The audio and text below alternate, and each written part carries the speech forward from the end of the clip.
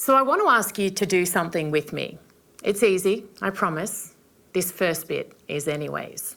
Close your eyes if you need to, whatever works for you. I want you to remember, if you're a parent, the first time your baby took his or her first steps. It might make you smile, it's generally a milestone we celebrate. But I bet there was also that moment of sadness, just a tinge maybe. An awareness that this special moment also signals the fact that your baby's growing up, entering a phase of life that you can't fully control or completely protect them from. They might fall over, they might graze their knee, but you know deep down it's, well, all part of life, that it doesn't matter how hard you try or how much you want to, you cannot shield them from everything. You can only prepare them as best you can for every big and little challenge that will come their way. Remember the first time you left them now with someone else. It might have been a babysitter or a preschool or daycare. That moment you walked away, maybe sat back in your car and probably sobbed. I did. Maybe it was a mixture of relief and fear, a bit of anxiety. Although you may have done every bit of due diligence available to you because after all you were leaving your most precious possession with someone else. But just the possibility, the sheer thought of your child being a little scared or uneasy or nervous was enough to cripple you at times, right? Now fast forward or rewind back, remember or imagine their last day of school. It's the same story, right? A mix of pride and joy, but also that sense of loss. Your baby no longer needs you like they used to.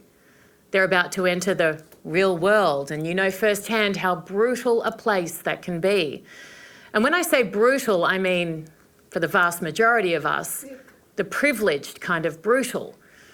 Heartbreak, job loss, regular day-to-day tough times.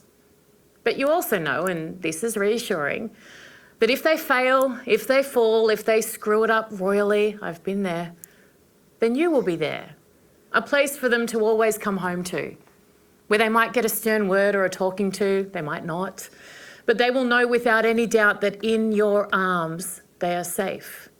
They can cry, they can yell, they can fall apart entirely, secure in the knowledge that you will be there for them and you will protect them as best you can until your dying day from anything that might hurt them.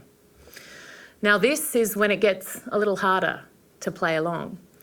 I want you as a parent to imagine a different kind of pain and not taking away from the very real heartache of our babies growing up and not needing us. That's very legitimate. But I want to take you somewhere else now, somewhere far darker, far more sinister, but also somewhere very real. Your little girl, your baby boy, your beautiful teenager, your handsome young man. Imagine them now, their faces, the overwhelming love you feel. And then imagine it was them. Imagine the pain of them falling over, having their heart broken or losing a job, replaced by something far, far, far worse. Imagine your child ripped from their bed, dragged by their hair, beaten mercilessly, raped. Imagine October 7 in your country, your town, your suburb, to your kids. Imagine your precious child with blood-stained pants, broken bones, and that expression of pure horror as they were thrown into the back of a pickup truck by gun-toting terrorists screaming and cheering with joy. Imagine, honestly, just imagine. Imagine it was your child. Then, fast forward over 460 days later and imagine they were still there. Maybe alive, maybe dead. You don't actually know. And imagine that instead of the entire civilized world wrapping its collective arms around you while simultaneously demanding their release, they instead ignored your horror. Maybe worse, they tried to justify it. And unfathomable a year and a half ago, some of them even publicly support it. Imagine if, as you endure the unendurable, every second of every single day and night, imagining their fear, their pain, their absolute terror. The human rights activists and feminists you once admired call the cause of your never-ending nightmare resistance. Some even take to the streets waving the flags of the evil monsters who carried it out. Imagine, just imagine, the willingness you'd have to give your own life to save your child's, but even that is not an option. You are completely helpless.